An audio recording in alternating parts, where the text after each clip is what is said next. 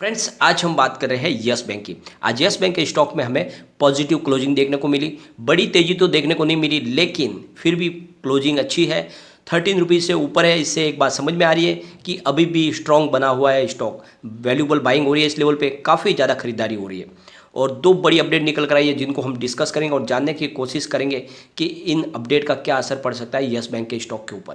जिस तरह से यह स्टॉक न्यूज़ बेस ही ज़्यादा करके चलता है, जैसे न्यूज़ आती है उसके ऊपर यहाँ पे अप डाउन काफ़ी ज़्यादा होता है, तो क्या इफेक्ट पड़ सकता है उसको भी देखेंगे। साथ में यस बैंक अपना रिजल्ट भी पेश करने वाली है, तो उस रिजल्ट के बाद में क्या यहाँ पे हमें तेज़ी देखने को मिल सकती है। अगर ऐसा मामला है तो फिर इस समय हमें क्या खरीदारी करनी चाहिए, क्या इस लेवल पे अगर हम खरीदारी करते तो आने वाले समय में अच्छा खासा रिटर्न मिल सकता है। तो सारी संभावनाओं को तलाशेंगे और जानने की कोशिश करेंगे क्या है ऐसा यस बैंक के अंदर खास कि रेगुलरली हम कहते हैं कि इस यस बैंक में आपको निवेश करना चाहिए।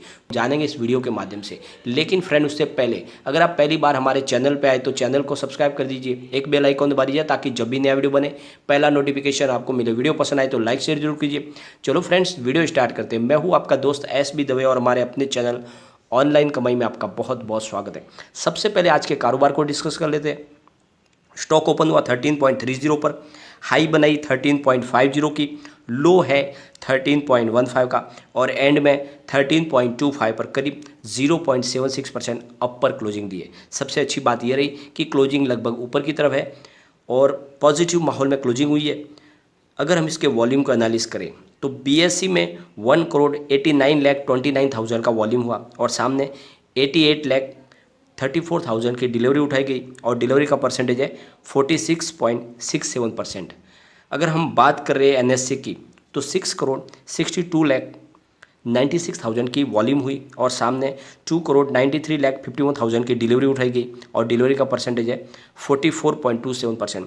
तो दोनों एक्सचेंज में अच्छा खासा कामकाज हुआ। लोग काफ़ी अच्छी खरीदारी कर रहे हैं। बड़े फंड हाउस की इसमें खरीदारी हो रही है। आने वाले समय में जब आंकड़े निकल के आएंगे तो आप हैरान हो जाओगे। काफ़ी ज़्यादा खरीदारी हो रही है बड़े फंड हाउस के माध्यम से। म्यूचुअल फंड में इसमें इस समय निवेश कर रहे हैं। सबको पता है यह स्टॉक बहुत ही कम प्राइस में मिल रहा है। इस समय यहाँ पे जो खरीदारी कर रहे हैं आने वाले समय में बहुत अच्छा वो प्रॉफिट कमाएंगे। लेकिन रिटेल निवेशक जितने भी हैं उनके हाथ से लगातार उनकी होल्डिंग कम हो रही है।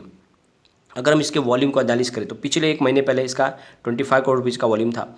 1 वीक पहले 16 करोड़ रुपीज़ का वॉल्यूम हुआ था और कल इसका 18 करोड़ रुपीज़ का वॉल्यूम था। आज वॉल्यूम में हमें कुछ कमी देखने को मिली, करीब 10 करोड़ का वॉल्यूम हुआ। और सबसे जो बड़ी खुशखबरी निकल कर आई है, केयर रेटिंग एजेंसी ने अपनी रेटिंग को अपग्रेड कर दिया यस बैंक को लेकर। तो ये जो रेटिंग इन्होंने अपडेट की है, जो पहले पॉजिटिव थी उसको अपग्रेड करके स्टेबल कर दिया है।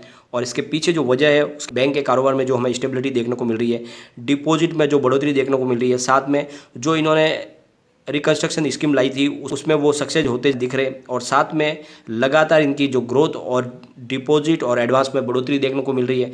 तो इन सब कारणों को देखते हुए जो फाइनेंशियल रिस्क प्रोफाइल है वो उनको लगता है कि काफ़ी ज़्यादा अभी मेंटेन हो चुकी है और बैंक फिलहाल रिस्क के जो रेशियो से थोड़ी ऊपर दिख रही है और इस वजह से उन्होंने जो पॉजिटिव रेटिंग थी उसको बढ़ा के स्टेबल कर दिया है। एक बहुत बड़ा पॉजिटिव ट्रिगर है ये यस बैंक के लिए, क्योंकि यस बैंक को लगातार अच्छी रेटिंग मिल रही है। इससे पहले ICR ने भी उनको अच्छी रेटिंग दी थी, अब केयर ने भी अपनी रेटिंग को बढ़ा दिया है, अपग्रेड कर दिया है। तो लगातार केयर का कहना यही है कि इन्होंने लगातार जो इनका NPA में कमी हो रही है और इनकी जो रिकवरी है वो बहुत तेज़ हो रही है और नई जो NPA बनने की संभावना काफ़ी कम हो रही है, यानी पुरानी रिकवरी अच्छी है। ये जो अभी फिलहाल बैंक जिस तरह से काम कर रही है उसको केयर रेटिंग एजेंसी ने अप्रिशिएट किया है। उनका कहना है कि बैंक बिल्कुल पटरी पे है और लगातार इनके कारोबार में इम्प्रूवमेंट देखने को मिल रहा है। डिपॉजिट रेट रेशियो में भी अच्छी खासी बढ़ोतरी देखने को मिल रही है और इसके दम पे ही रेटिंग को इन्होंने अपग्रेड किया है। लेकिन साथ में केयर रेटिंग एजेंसी का कहना है कि हम रेटिंग को और भी ज़्यादा अपग्रेड कर सकते हैं आने वाले समय में, अगर बैंक इसी तरह से अपने बिजनेस में ग्रोथ और प्रॉफिट में हमें बढ़ोतरी दिखाई देगी। अगर बैंक के ग्रोथ और प्रॉफिट में अगर ऐसे ही बढ़ोतरी जारी रही, साथ में अगर जो फंड की कमी अगर बैंक को नहीं आती है और अगर बैंक के पास प्रचुर मात्रा में अगर फंड रहता है तो फिर हम रेटिंग को और बढ़ा देंगे इस रेटिंग से भी। लेकिन साथ में उन्होंने कहा है कि ये जो स्टेबल की रेटिंग है उसको हम घटा भी सकते हैं। अगर बैंक ने लगातार जो प्रदर्शन है उसमें कुछ कमी आई, अगर उनके क्रेडिट कॉस्ट और इस प्रॉफिट में अगर कुछ कमी दिखाई दी तो फिर हम रेटिंग घटा भी सकते हैं। तो इस तरह से उनका कहना है। लेकिन फिलहाल वो संतुष्ट है यस बैंक के कारोबार से। और साथ में केयर रेटिंग एजेंसी की तरफ से जो इनके इंफ्रास्ट्रक्चर बॉन्ड है उनके ऊपर केयर की तरफ से BBB की रेटिंग दी गई है और लगातार पॉजिटिव रेटिंग मिल रही है। दूसरी जो अपडेट निकल कर आई है वो है यस बैंक के पुराने फाउंडर राणा कपूर की तरफ से उनकी वाइफ बिंदु कपूर और उनकी दोनों बेटियों को राधा कपूर और रोशनी कपूर को सुप्रीम कोर्ट से बेल मिल चुकी है। तो सबसे पहले सीबीआई की कोर्ट ने उनको नामंजूर कर दिया था बेल को, उसके बाद में वो मुंबई हाई कोर्ट गए थे। मुंबई हाई कोर्ट में भी उनकी जो अपील थी उसको खारिज कर दिया था, लेकिन फिर सुप्रीम कोर्ट में इनको अब जाके बेल मिल गई है। तो ये बेल जो मिली है, ऐसे फ्रॉड लोगों को फिलहाल बेल नहीं जेल में ही रहना चाहिए, जिन्होंने लोगों के पैसों के साथ में बहुत ज़्यादा घोटाले किए। लोगों की गाड़ी कमाई की जो पैसे थे बैंक में, उनके साथ में उन्होंने अपने खुद की फर्म समझ के, यानी एक बैंक को उन्होंने अपने घर का बिजनेस समझ के उसके हिसाब से ट्रीट किया।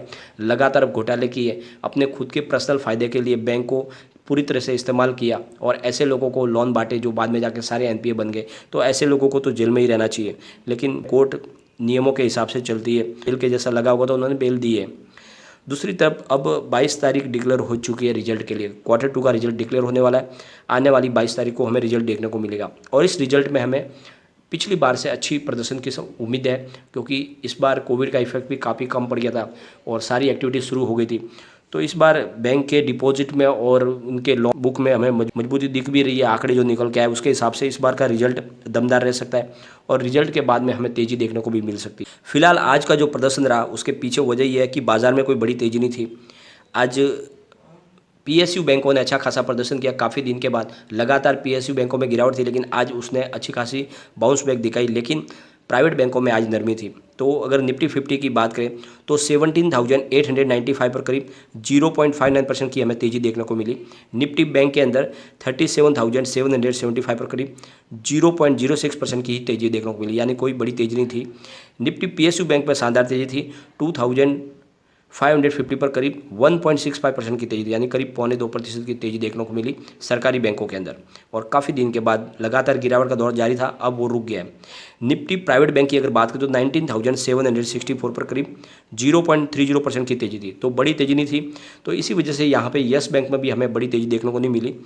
तो लगभग प्राइवेट बैंकों की जितनी ही तेज़ी थी यहाँ पर भी कोई बड़ी तेज़ी देखने को नहीं मिली, लेकिन बहुत जल्द यहाँ पे बड़ी तेज़ी बन सकती है। एक बार हम इसके पिवट लेवल को भी चेक कर लेते हैं। यहाँ से अगर स्टॉक स्लिप होता है तो 12.85 पर इसको फर्स्ट सपोर्ट मिलेगा। जो सेकंड सपोर्ट है वो है 12.55 पर और जो थर्ड सपोर्ट मिल रहा है वो है 12.25 का। तो गिरावट अगर लगातार होती है तो फिर स्टॉक आपको 12.5 से 12.25 के आसपास जाता हुआ दिखाई दे सकता है। लेकिन ऊपर की तरफ स्टॉक अगर मूव करेगा और अगर पॉजिटिव माहौल बनता है तो 13.45 का इसको फर्स्ट टारगेट है। जो सेकंड टारगेट निकल के आ रहा है वो है 13.75 का और थर्ड टारगेट इसका 14.05 का। तो पॉजिटिव माहौल बना तो स्टॉक फिर 14 के ऊपर जा सकता है। फिलहाल स्टॉक अपने मजबूत सपोर्ट के ऊपर है 13 के। जब तक 13 के ऊपर स्टॉक ट्रेड करेगा तब तक आपको डरने की जरूरत नहीं है। और यहाँ से अगर रिजल्ट के अनाउंसमेंट तक अगर ये 13 को मेंटेन रख पाता है तो फिर यहाँ से हमें बड़ी तेज़ी देखने को मिल सकती है और फिर प्राइस इसकी 17 से 18 तक जाने की संभावना बन जाएगी। शॉर्ट टर्म में आपको 17 से 18 की प्राइस देखने को मिल सकती है रिजल्ट के बाद में, अगर रिजल्ट पॉजिटिव रहा तो। और लॉन्ग टर्म के नज़रिए में तो यहाँ पे बहुत ही अच्छी प्रॉफिट दिखने वाली है। अगर आप 2 साल के नज़रिए के साथ में निवेश कर लो तो ये जो आप इन्वेस्टमेंट कर रहे हो उसका कई गुना आपको यहाँ पे रिटर्न मिलने की संभावना बन जाएगी। लेकिन फ्रेंड, कोई भी इन्वेस्टमेंट करने से पहले अपने फाइनेंस एडवाइजर से एक बार एडवाइस ले ले या अपना खुद का रिसर्च करें, क्योंकि मैंने वीडियो आपके एजुकेशन पर्पज़ के लिए ही बनाए। वीडियो पसंद आए तो लाइक शेयर जरूर कीजिए और चैनल को सब्सक्राइब कर दीजिए। Thank you friend.